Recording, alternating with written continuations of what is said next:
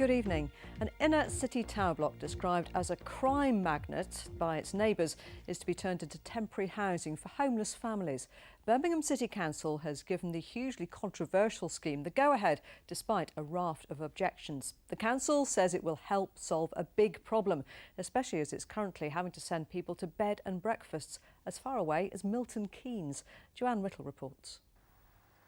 Once earmarked for demolition, Barry Jackson Tower at Aston in Birmingham is being turned into temporary housing for 160 homeless families and pregnant women.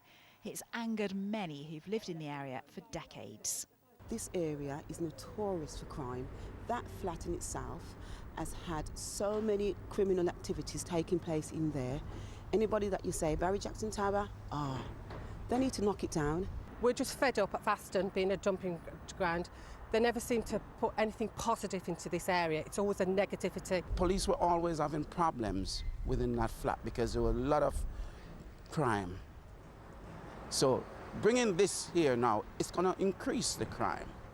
The council says it's working with local police. There will be at peak times between 10 and 12 of our staff in the building, and there will be 4 staff overnight, 365 nights of the year in the building to ensure the safety for residents, the community and our staff.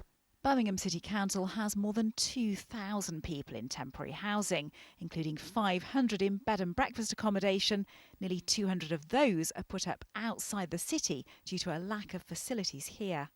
How far away have you placed families in desperate need of accommodation because of the lack of temporary accommodation here in Birmingham?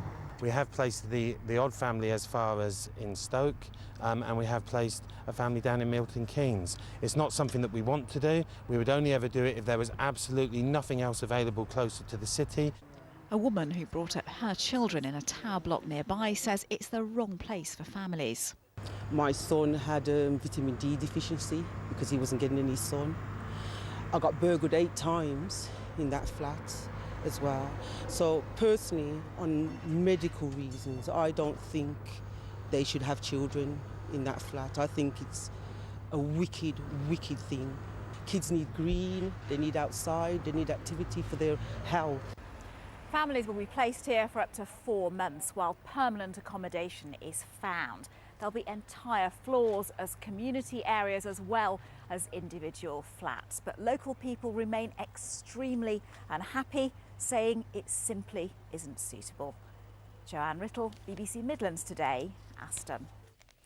The cost of the so-called Trojan horse misconduct hearings